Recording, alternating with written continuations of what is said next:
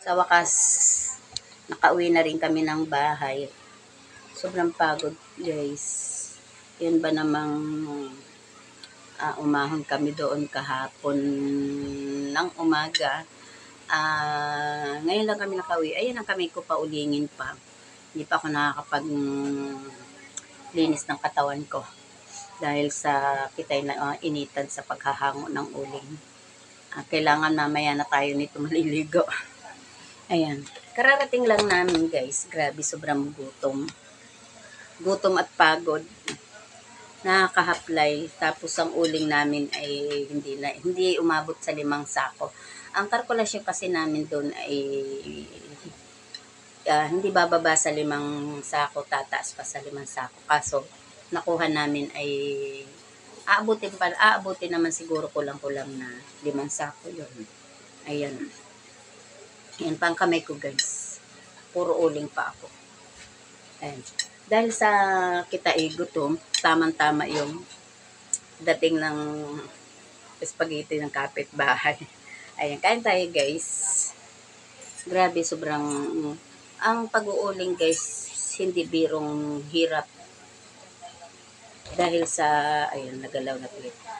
Hinakot pa namin yun. Tapos,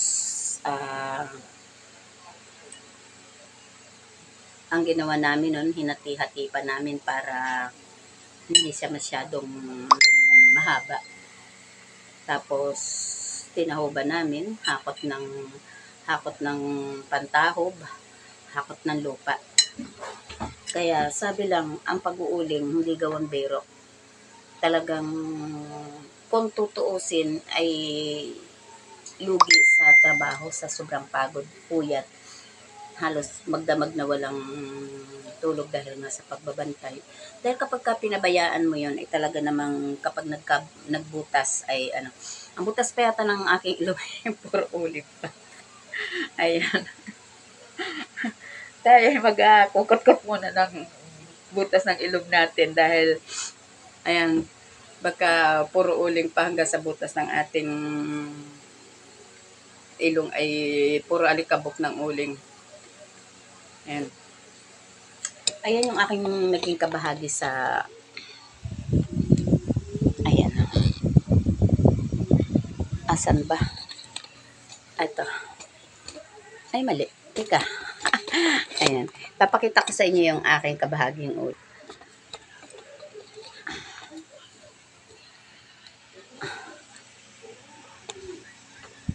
Ay, hindi nakita.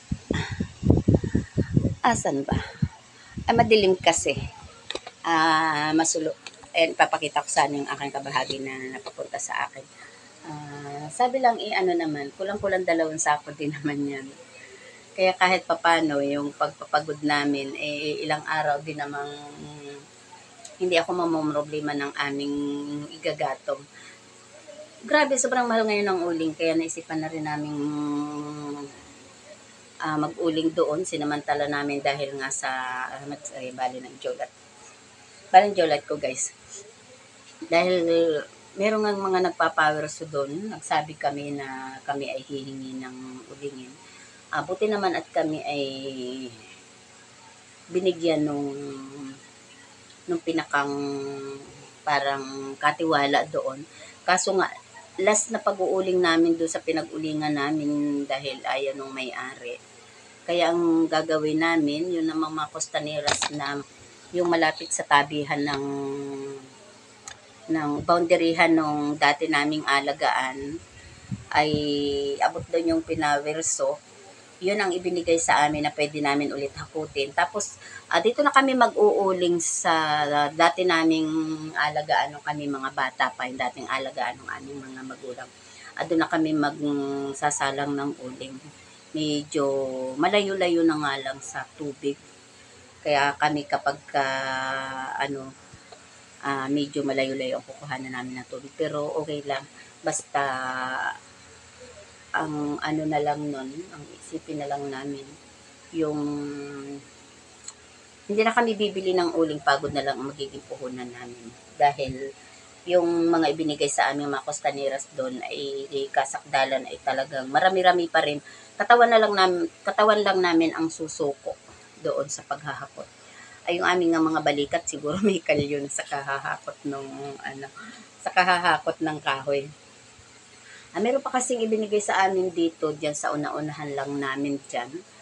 May nagpupo ng puno ng akasya na pinagbahayan.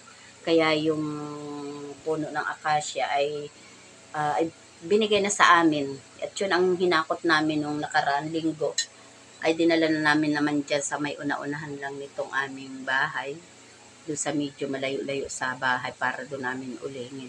Baka yun muna ang isunod namin bago yung uling mga kustaneras doon na aming hahakutin pa lang. Ayan, sobrang ng kadadaldal ko guys. Ayan yung aking spaghetti ay hindi ko na makain.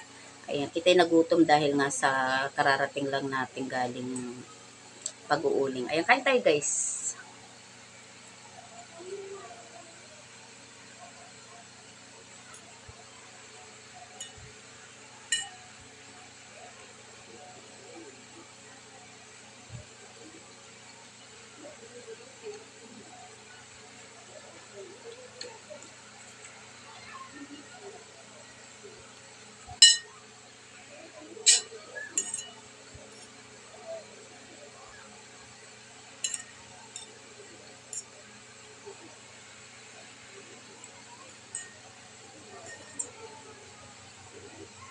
Ito diretsong tanghalian na guys dahil wala kaming bigas.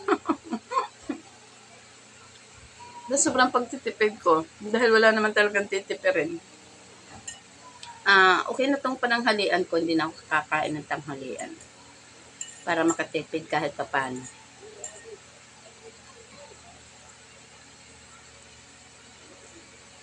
Yun naman mga anak ko, may mga baon na yun. Nagbabaon na kasi sa school yun.